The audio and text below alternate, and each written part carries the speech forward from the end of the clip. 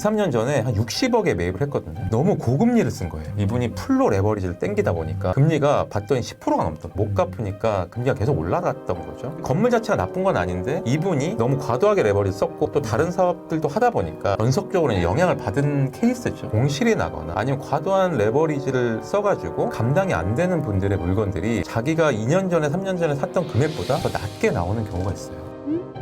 오늘은 건물의 진심 이창원 대표님을 모셨습니다. 안녕하세요. 저는 월세를 내는 사장님들을 건물주를 만들어주는 역할을 하고 있고요. 강의랑 자문 업을 하고 있습니다. 대표님, 일반인이 건물을 하면 고생을 한다고 했는데 그건 왜 그런 거예요? 준비가 안 되는 상태에서 건물을 매입했을 때 그런데요. 건물은 사실 금리와 되게 밀접한 관계가 있어요. 원래 월세를 받아서 이자를 내야 되는데 이런 게 이제 그 상업용 건물의 투자법인데 너무 높다 보니까 이걸 감당하지 못하는 분들이 상당히 많이 나왔습니다. 그래서 내가 월세보다 이자가 많으니까 내 돈을 계속 넣어야 돼. 건물을 사고. 그리고 나서 또 하나는 뭐가 있냐. 내가 이제 월세를 잘 받고 있었는데 세입자가 나간대요. 공실이 된 거예요. 그러면 그만큼은 새로운 세입자가 들어올 때까지 내가 이자를 내야 되잖아요. 이런 것들이 단순히 뭐 한두 달이면 상관이 없는데 1년, 2년 이렇게 공실된 것도 많거든요. 그런 분들은 사실은 건물주가 됐다고 너무 좋아했지만 결론적으로는 유지하기가 너무 어렵다 보니까 내가 산 금액보다도 더 낮은 금액으로 던지거나 금매로 이렇게 파는 경우들이 좀 많았어요. 건물 투자라는 게 뭐 레버리지, 대출을 잘 활용해가지고 투자를 할 수 있는 거라서 건물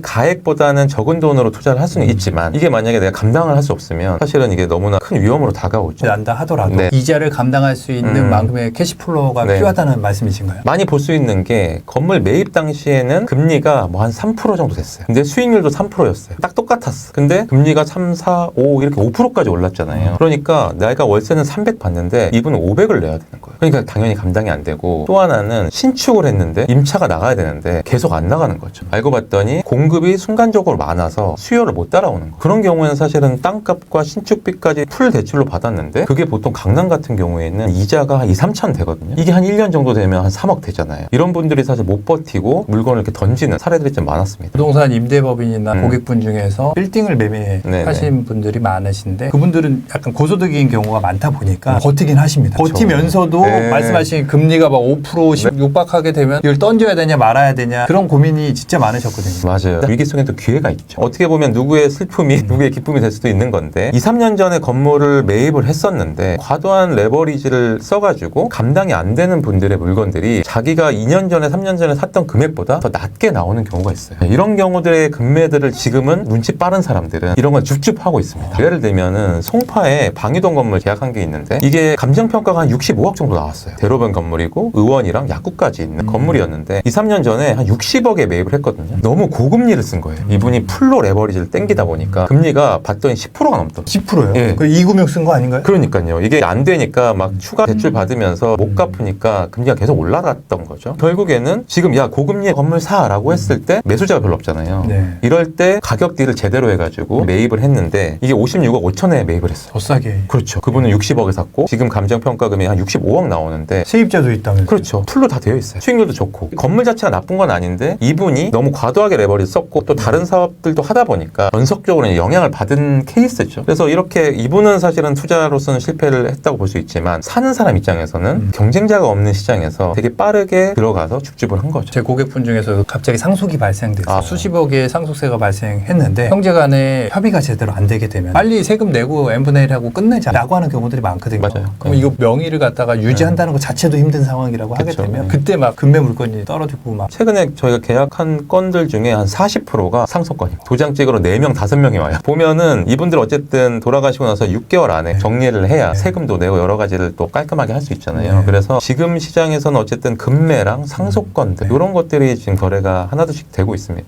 대표님 네. 어떻게 금매 물건을 잡아서 네. 기회로 만들 수 있을까요? 건물을 직접 사용하는 분들이 건물을 매입한다고 하면 공실 리스크도 없고 이자를 내가 감당할 수 있을 정도로 사전에 수지 분석이나 이런 계산을 통해 가지고 답이 나온다고 하면 정말 내가 실사용자가 건물 산다고 하면 리스크가 사실 많이 줄어듭니다. 아니 그러면은 사업체가 없으면은 네. 아파트에 투자해야 되나요? 내가 월세를 많이 내고 있고 매출이 좋아서 현금 흐름이 좋은 분들은 더 수월하게 살 수 있다라는 거죠. 투자하는 데 있어가지고 주거용 부동산, 상업용 부동산이라고 하는데 본인한테 더 유리한 곳에 투자를 하는 게 저는 맞다고 생각을 하고요. 이 두 가지를 좀 비교를 잠깐 해드릴게요. 주거용은 필수제잖아요. 누구나 살아야 될 공간이 필요하기 때문에 수요자가 많습니다. 결국에는 환금성이 좋아요. 내가 최저가보다 조금만 낮춰도 쉽게 팔릴 수 수가 있어요. 근데 상업용 건물은 그렇지 않습니다. 수요자가 확 줄죠. 선택적이니까. 그래서 황금성이 좀 떨어져요. 난 돈을 나중에 뺄 거야. 이런 분들한테는 오히려 아파트가 더 맞을 것 같고요. 반면에 아파트는 20평, 30평 규격화되어 있잖아요. 그래서 딱 그 정도의 금액이 거의 정해져 있습니다. 시세라는 게. 근데 땅은 상업용 건물은 이제 땅을 보는 건데 네. 이 땅이 지금은 1층, 2층밖에 안 되지만 이걸 새로 신축을 하면 10층까지 올릴 수 있는 땅이 있고 용도에 따라서 또는 여기서 월세가 한 300밖에 안 나와. 근데 내가 여기서 장사를 하면 월세 500도 낼 수 있어. 라고 하면 수익률이 올라가잖아요. 결국에는 상업용 부동산의 장점은 그 땅의 가치를 올릴 수 있다는 거예요. 그러니까 아파트는 인테리어 막 하면 몇 억 올라가나요? 그렇지 않거든요. 그렇죠. 그래서 내가 가지고 있는 그런 무기가 내가 이 건물을 사서 나 신축 잘할 수 있어. 또는 이 건물을 사서 내가 여기서 장사를 하거나 사업을 하면서 그 정도 이자를 낼 수 있어. 라고 하면은 상업용 부동산이 더 시세 차익을 얻을 수 있는 부분이 있어요. 그리고 또 결정적으로 주거용은 필수제이기 때문에 나라에서 규제가 상당히 많습니다. 그래서 뭐 하려고 하면 갑자기 대출 규제, 뭐 15억 이상은 대출이 안 나온다. 뭐 이런 것들이 예상치 못한 규제들이 많은데 상업용은 주거보다는 그런 규제가 덜합니다. 그리고 대출도 더 많이 받을 수가 있어요. 선생님 월세 얼마 내세요? 제가 네. 관리비까지 한 네. 700이 조금 안 되는 것 같은데 700이면 한 21억에 대한 이자를 내고 있는 거 아세요? 그렇게 맞나요?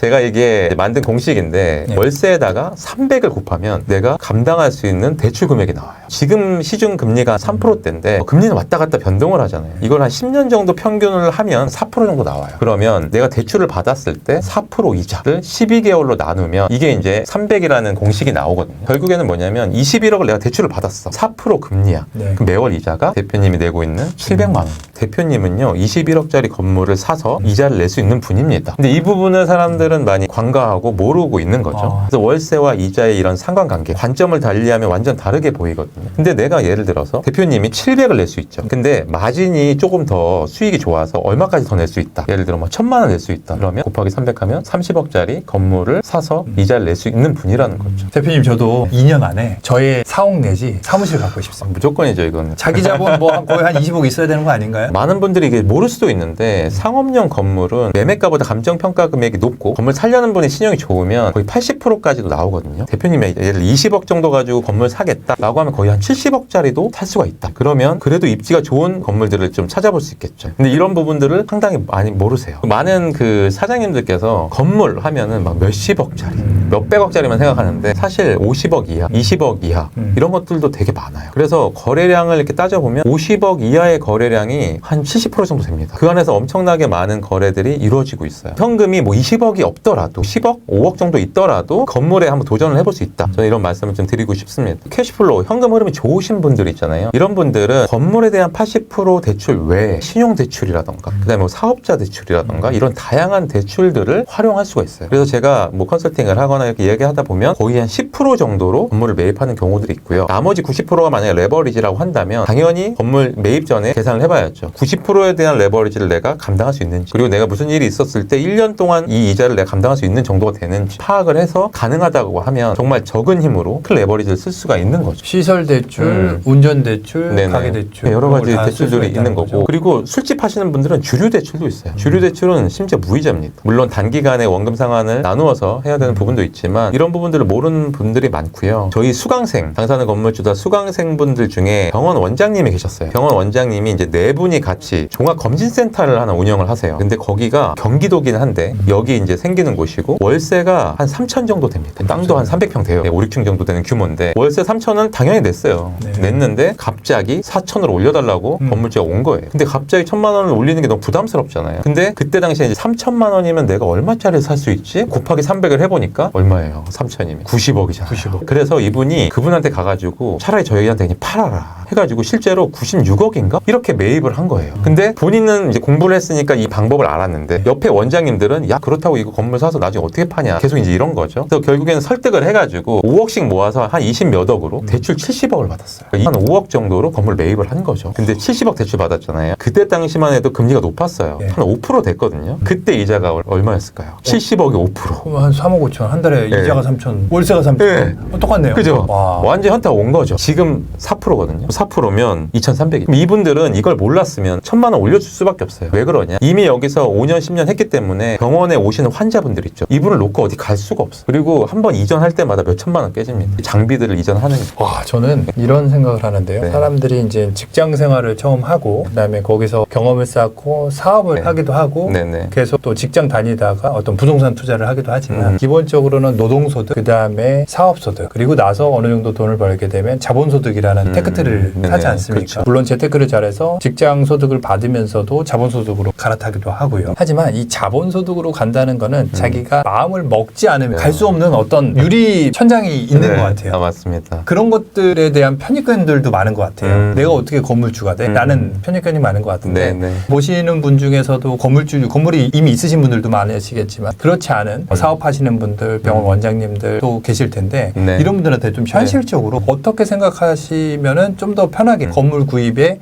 어떤 다가설 수 있다라는 조언을 좀 부탁드립니다. 어쨌든 이제 기본적인 베이스는 내가 내는 월세를 바탕으로 합니다. 내가 내는 월세와 추가적으로 납입할 수 있는 금액에다가 300을 곱해가지고 예를 들어 70억이 나왔어. 그럼 주변에 70억짜리 건물을 찾아보세요. 그러면 내가 딱 들어갈 곳이 맞는데 하면 사실 지금은 당장 돈이 없을 수도 있잖아요. 예를 들어 70억짜리면 거의 뭐 한 15억에서 20억 정도가 있어야 되니까. 예. 근데 내가 만약에 한 5억 정도 있다라고 하면은 저 정도 건물을 사서 이자를 감당할 수 있는 거라면 나머지 5억, 나머지 10억을 빨리 모아야겠다. 사실 이게 알고 모르고의 차이예요. 이런 걸 모르기 때문에 돈이 생기면 바로 써버리거나 어딘가에 또 투자해서 묶여버리거나 하는 경우가 많은데 내가 어차피 월세를 내는 건데 이걸 이자로 치환을 한다고 이런 걸 일이 알고 로드맵을 짜면 사실 5년, 10년, 대표님이 2년 뒤에 건물 산다고 했지만 이렇게 로드맵을 짜고 갈 수 있다는 거죠. 근데 애초부터 머릿속에 건물주란 단어가 없으니까 이런 생각 없이 노동소득과 사업소득으로 끝나는 경우들이 많죠. 그건 마치 그런 것 같아요. 근로소득을 하다가 이제 내가 창업을 한다라는 거는 굉장히 큰 결정 아니겠습니까? 네네. 마찬가지로 사업을 한다 하더라도 네. 내가 건물주가 된다라는 생각은 네. 또 그거만큼의 허들이 있는 거 아닌가. 대표님 어제 네. 옆집 사장님은 어떻게 건물주가 되었을까? 대표님이 서적을 읽고서 건물주 더 이상 꿈이 아니다. 전략이다라고 해주셨는데 네. 이 내용이 뭐죠? 건물주는 꿈의 영역이고 네. 돈이 많은 사람만 할 수 있다고 생각을 하는데 실질적으로 이게 공부를 하면 이렇게 해서 살 수 있구나라는 이런 로드맵들이 있습니다. 첫 번째는 지식과 정보 공부입니다. 내가 나한테 맞는 건물을 잘 찾아야 돼. 그리고 내가 레버리지를 어떻게 쓸 수 있는지 공부를 하면 할수록 내 돈은 적게 들어갑니다. 그리고 공부를 하면 할수록 누군가가 사고 싶은 건물을 사요. 그 말은 황금성이 떨어진다고 했잖아요. 자칫 잘못 사면 못 팔 수가 있어요. 그래서 누구라도 사갈 수 있는 누가 봐도 좋은 그런 건물들을 보는 눈 이런 것들이 이제 공부고요. 그 다음에 두 번째는 현금 흐름입니다. 돈을 버는 능력이죠. 그래서 레버리지를 많이 활용한다고 했잖아요. 레버리지를 많이 활용한다는 말은 여기에서 이자를 내가 많이 내야 된다는 얘기예요. 그러면 내가 장사를 잘하거나 사업을 잘해서 현금 흐름이 많이 돌아야 네. 내가 80% 대출을 받더라도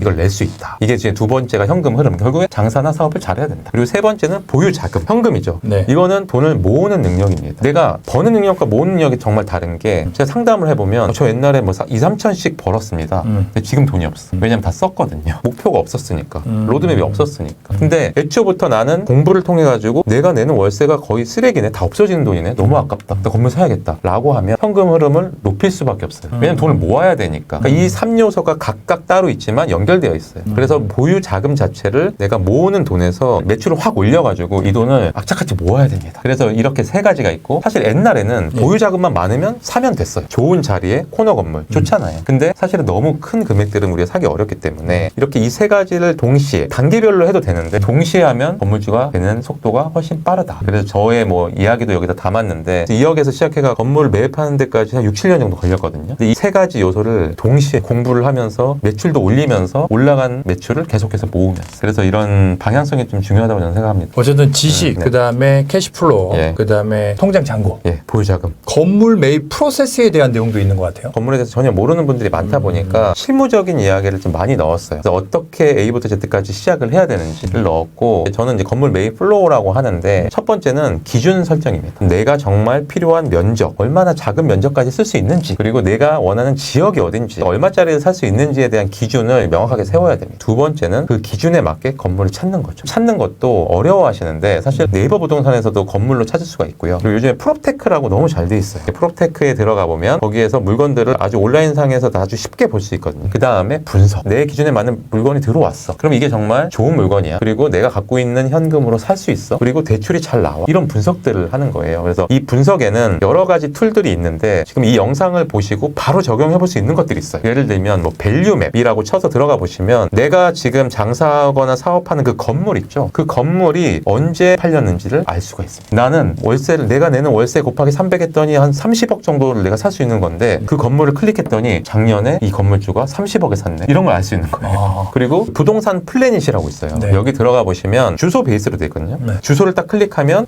이 건물은 대략 시세가 얼마 정도 됩니다. 이걸 알려줘요. 그럼 내가 예를 들어 1,000만 원을 내고 있는데 곱하기 300 했더니 30억을 살 수 있는데 이 건물의 가치가 30억 정도 된대요.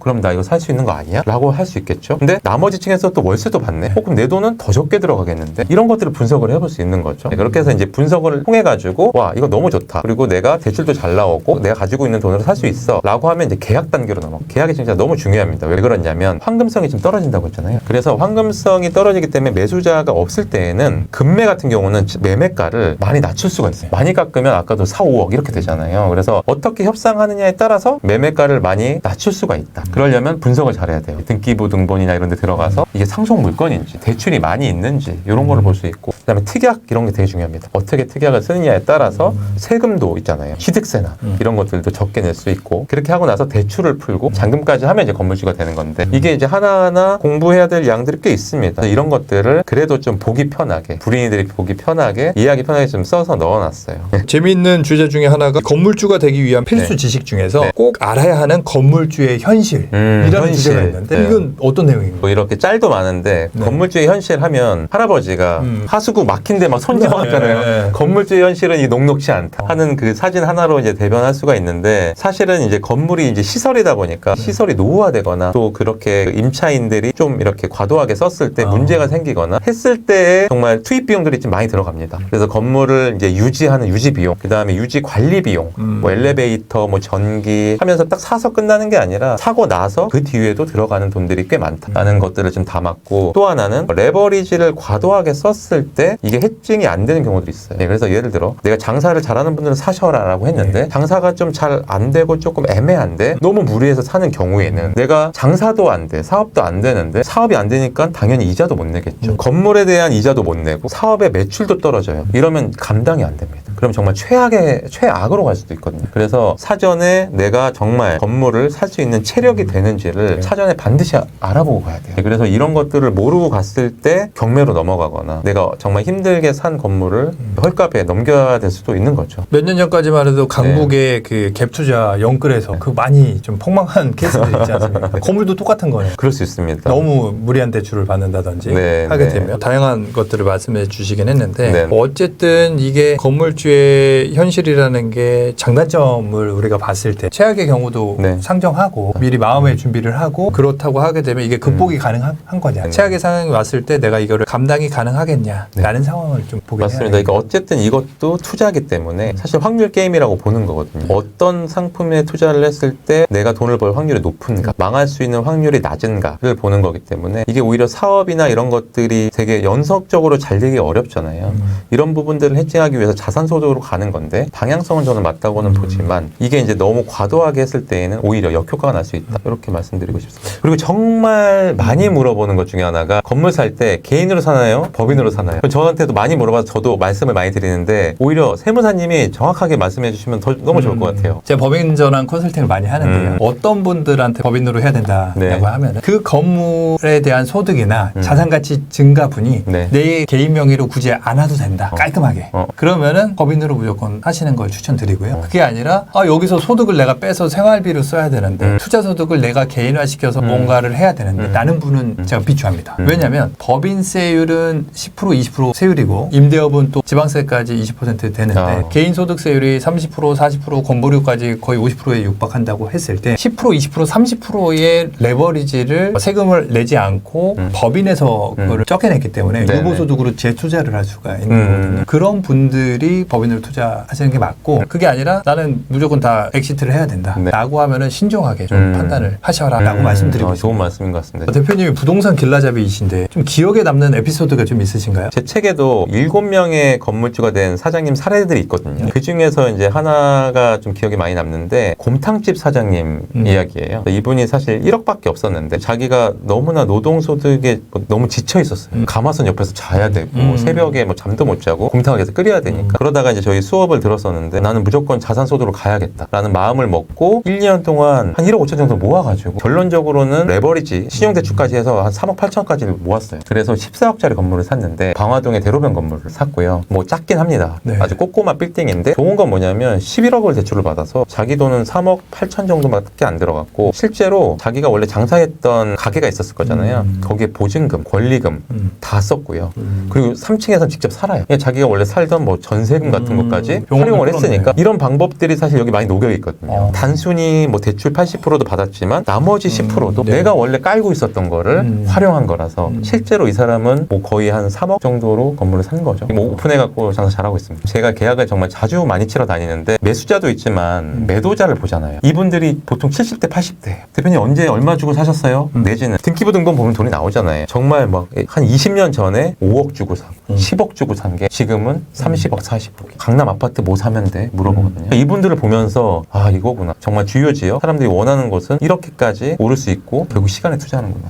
대표님하고는 저희가 작년에 인연이 돼서 옆집 사장님 어떻게 건물주가 되었을까 그리고 제가 어떻게 건물주가 될 수 있을까를 고민하다가 네네. 대표님 또 책이 나왔다고 그래서 아, 너무 반가운 네네. 마음에 유튜브 출연을 요청드렸는데 흔쾌히 네. 출연해 주셔서 너무 감사합니다. 제가 감사하죠. 마지막으로 시청자분들께 네네. 이야기 한번 주시면 좋을 것 같습니다. 아, 네. 제가 이제 이번에 책을 썼는데 옆집 사장님이라는 단어를 썼거든요. 그만큼 평범한 사장님들도 방법을 알고 방향성을 잘 잡는다면 내가 노동소득에서 사업소득에서 그 넘어서 자산소득까지 취하면서 갈 수 있다는 이야기를 하고 있으니까 관심 많이 가져줬으면 감사하겠습니다. 네, 대표님 출연해 주셔서 감사하고요. 네. 다음에 또 기회가 되면 유익한 영상으로 네. 찾아뵙도록 하겠습니다. 수고하셨습니다. 네.